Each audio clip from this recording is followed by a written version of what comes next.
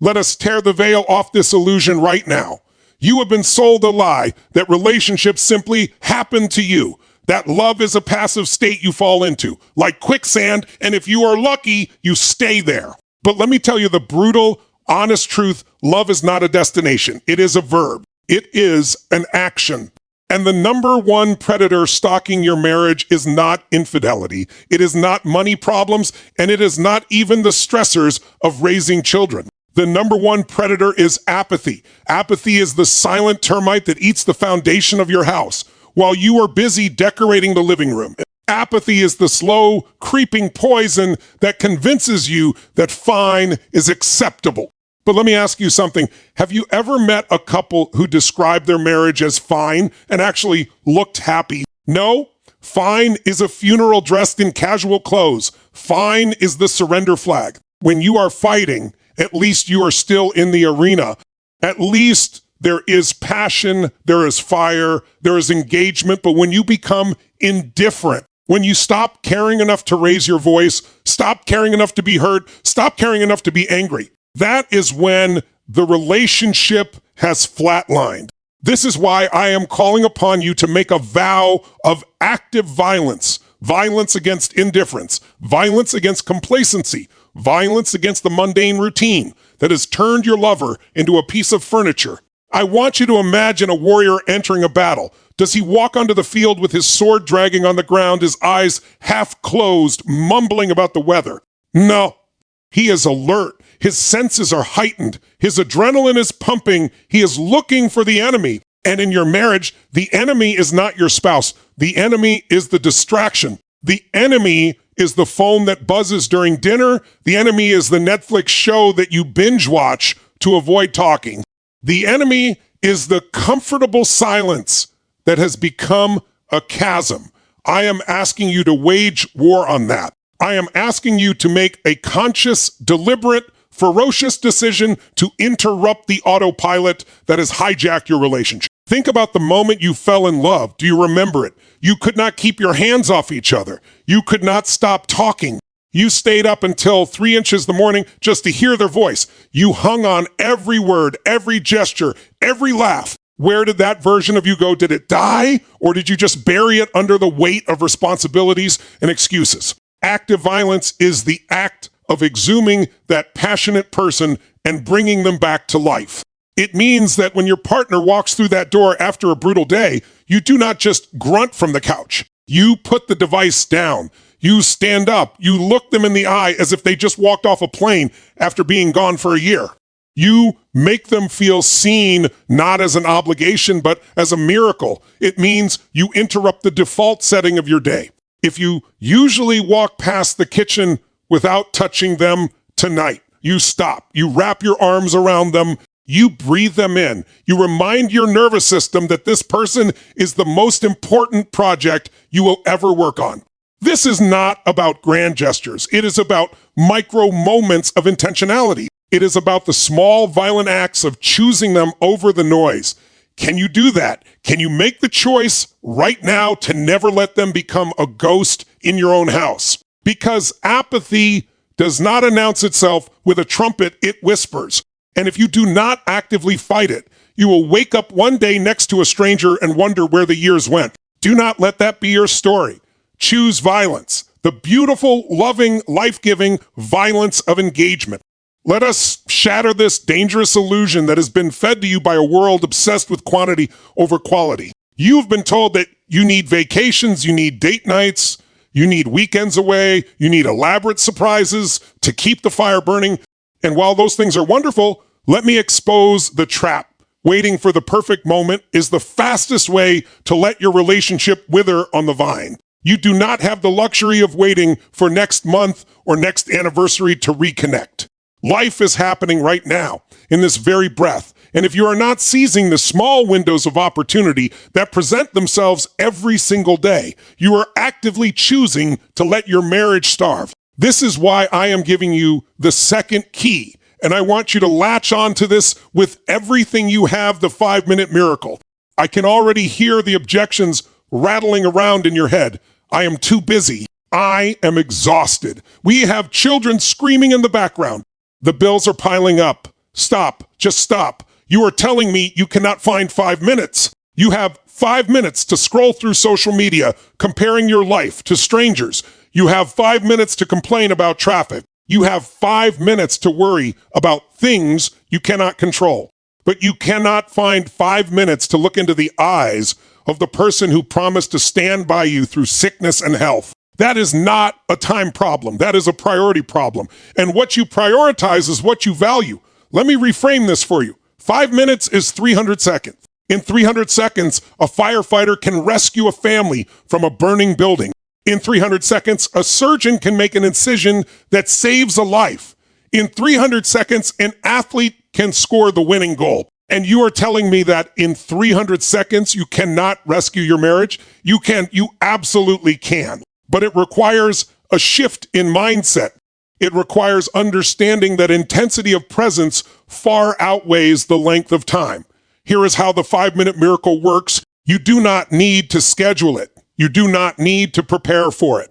You do not need to light candles or play soft music. You simply need to show up fully, completely, undividedly. When you walk through that door after work, or when you put the children to bed, or even when you are both sitting on the couch scrolling through your separate devices, you stop. You turn toward your partner, you put your hand on their knee, or you take their hand and you ask them one powerful question. What was the highest peak of your day, and what was the lowest valley? That is it. That is the miracle, because that question does not ask about logistics. It asks about their soul. It invites them to share their joy and their pain with you, and here is the rule. And this is non-negotiable. You do not fix. You do not advise. You do not interrupt. You do not offer solution. You just listen. You hold that space as sacred ground. You let them feel heard, not as a box to be checked, but as a human being who matters. When you do this, something alchemical happens in just 300 seconds. You are telling your partner that they are more important than the news, more important than the notifications, more important than the stress. You are creating a sanctuary where vulnerability is safe. And vulnerability is the gateway to intimacy. You do not need a weekend in Paris to feel close. You need 5 minutes of absolute laser-focused presence. That is engagement at its purest. That is the miracle that reignites the spark. You want to transform your marriage? Stop looking for the big moment and start mastering the small one, because the 5-minute miracle practiced daily is not a miracle at all. It is a discipline. And discipline, my friends, is the price of greatness. Let us go deeper now into the territory that most people are terrified to enter. You have heard the saying that you marry a person, but what you do not fully grasp is that you are also marrying their history, their wounds, their victories, their fears, and every single ghost that haunts their hallways. You are marrying the child they once were, the teenager who felt rejected, the adult who was betrayed, and the dreamer who was told they were not enough. And if you do not understand that, if you refuse to study the intricate map of their inner world, you will spend your entire marriage fighting battles that do not even belong to you. This is the third key, and I call it the mastery of the map. It is the art of becoming a student of your partner's soul. Think about this for a moment. When you argue about the dishes left in the sink, or the trash that did not get taken out, or the money that was spent without consultation, are you actually fighting about those things? Of course not. The dishes are not the issue. The trash is not the issue. The money is not the issue. Those are just the surface level triggers that ignite a deeper fire that has been smoldering for years, perhaps even decades. The dish in the sink might represent to your partner a lack of respect, a feeling of being invisible, a childhood memory of being told they were not important enough to clean up after. The money spent might trigger a deep-seated fear of scarcity that was ingrained in them when they watched their parents struggle to put food on the table. But if you do not know their map, you will never see that. You will only see a lazy partner or a careless spouse. And you will react with anger, they will react with defensiveness, and the cycle will continue until one of you simply gives up.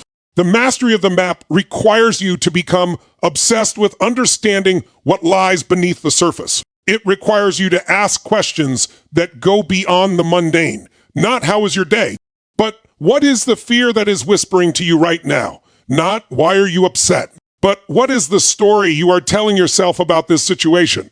Not what do you want for dinner, but what makes you feel truly safe and cherished. You must dig. You must be relentless in your curiosity. Because when you know that your partner's anger is actually a shield for their pain, you stop taking it personally. When you know that their withdrawal is actually a defense mechanism from a past wound, you stop feeling rejected. You begin to see them not as an adversary, but as a complex, beautiful, broken human being who is doing the best they can with the tools they have been given.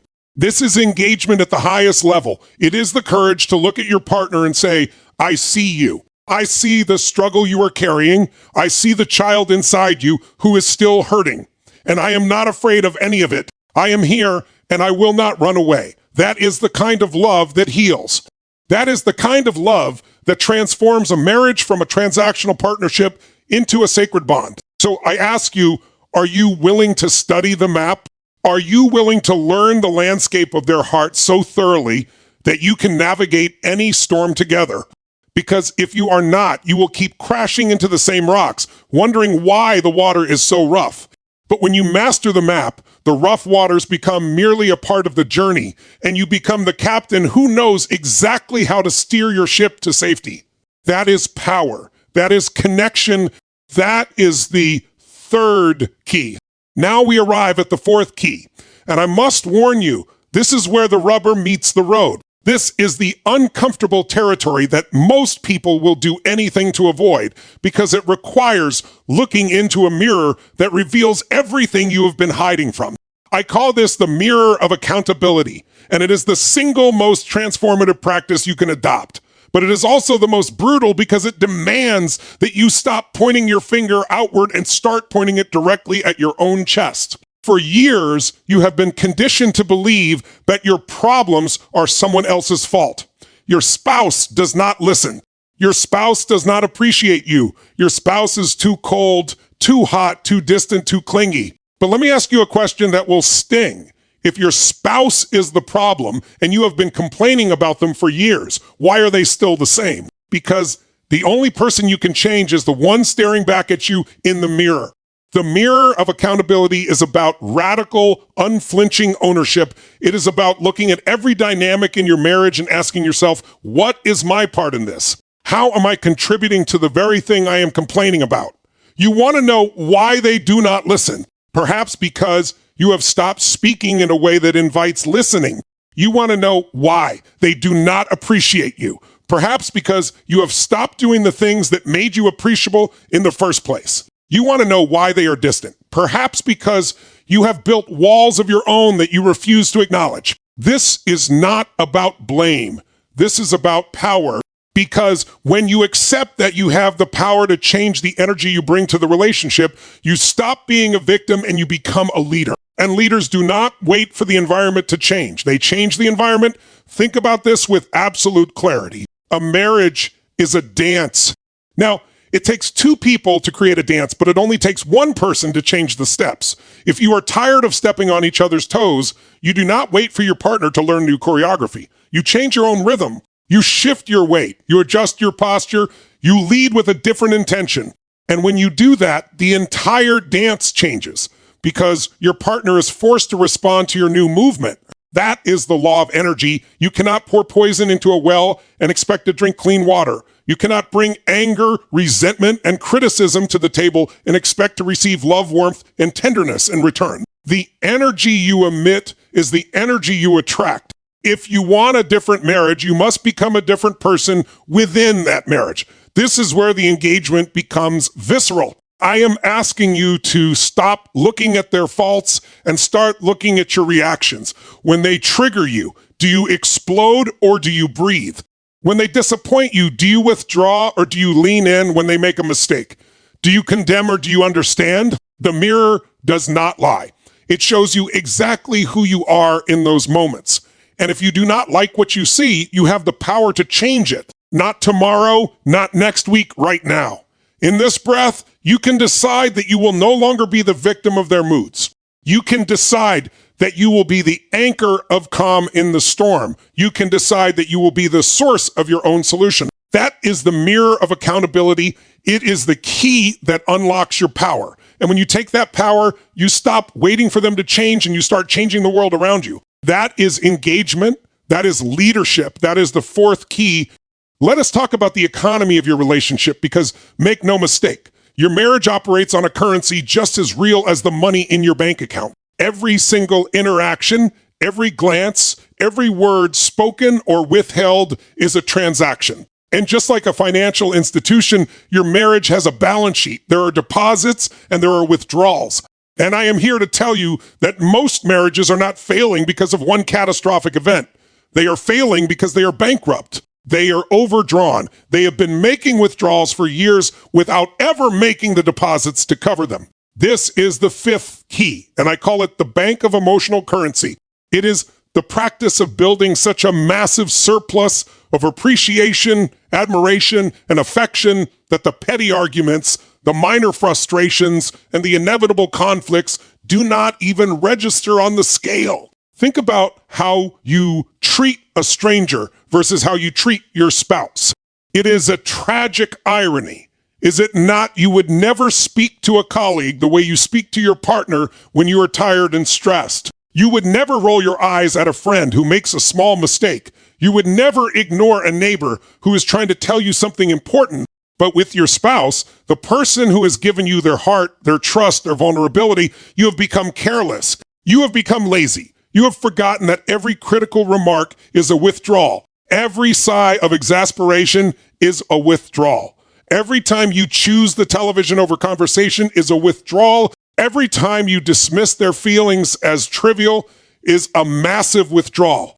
And you keep making these withdrawals day after day, year after year until the account is empty. And then you wonder why there is no love left. You wonder why they feel distant. You wonder why the connection has evaporated. But the answer is simple. You spent it all. Now, here is the good news.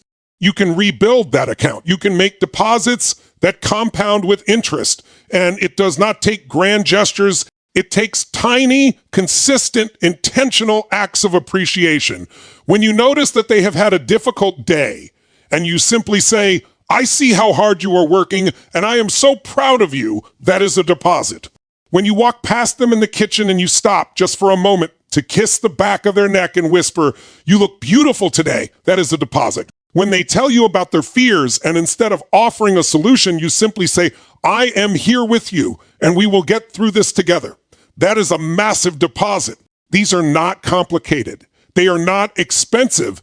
They do not require time. You do not have. They require intention. They require you to look at your partner and actively search for the things you admire, the things you respect, the things you are grateful for. I want you to make this your daily practice.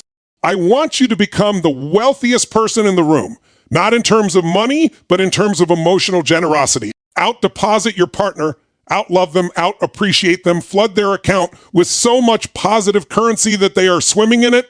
Because when the account is full, when there is a surplus, the small bumps in the road become exactly that small. You do not go bankrupt over a $5 charge when you have $10,000 in the bank, but you go bankrupt immediately when your account is empty and a single withdrawal hits. Build your surplus, make the deposits. Watch your marriage transform from a precarious balance sheet into a fortress of abundance. That is engagement. That is the fifth key. Now we arrive at the final key. And this is the one that separates couples who merely survive from couples who truly thrive. This is the foundation upon which everything else is built. And without it, all the other keys will eventually crumble. I call this the commitment to the vision. You cannot run a marathon while staring at your feet. You have to look at the horizon. You have to know where you are going, or you will end up somewhere you never intended to be. And the tragedy of most marriages is that couples spend years, decades even navigating the daily logistics of life without ever once pausing to ask themselves a simple, profound question. What are we building together? You have a vision for your career. You have a vision for your finances. You have a vision for your children. But what is the vision for your marriage? If you do not have one, you are just roommates splitting the Wi-Fi bill. You are co-pilots on a plane that has no destination, and you are wondering why you keep circling in the same exhausting patterns. Think about the early days of your relationship. You had a vision then, did you not? You dreamed about the future. You talked about where you would live, the adventures you would have, the life you would create together. The future was bright and full of possibility, but somewhere along the way, The dream got buried under the weight of mortgage payments, school runs, work deadlines, and the thousand small anxieties of daily existence. The vision became a distant memory, and then it faded entirely. And without a vision, the relationship defaults to survival mode. You are no longer building something, you are just maintaining something. And maintenance is not growth. Maintenance is the slow death of potential. You need to resurrect that vision. You need to sit down with your partner and ask them, where are we going? What does our life look like in 5 years? In 10 years, what are we creating together that outlasts us? This is not a casual conversation. This is a sacred act of co-creation. It requires you to dream again, to imagine again, to stretch beyond the limitations of your current circumstances. What if you decided that your marriage would be a legacy? What if you decided that your love story would be so powerful that your children would use it as the blueprint for their own relationships? What if you decided that you would grow old together, not as strangers who share a house, but as best friends who have weathered every storm and emerged stronger? That is the vision. And once you have that vision, everything changes. It becomes your North Star. When you face a conflict, you do not ask, how do I win this argument? You ask, does this response move us closer to our vision or further away? When you face a challenge, you do not ask, why is this happening to me? You ask, how can we use this to build the future we have committed to? The vision gives you perspective. The vision gives you resilience. The vision gives you a reason to fight for each other rather than against each other. I am asking you to build a bridge to the future. Not just any bridge, but an unshakable, unbreakable bridge that will carry you through the storms of life. Because when you are both committed to the same destination, the rough waters become merely a part of the journey rather than the end of it. You become a team of two warriors marching toward a shared horizon. That is engagement at its highest expression. That is the sixth key. Commit to the vision, build it, live it, and watch your marriage transcend everything you ever thought possible.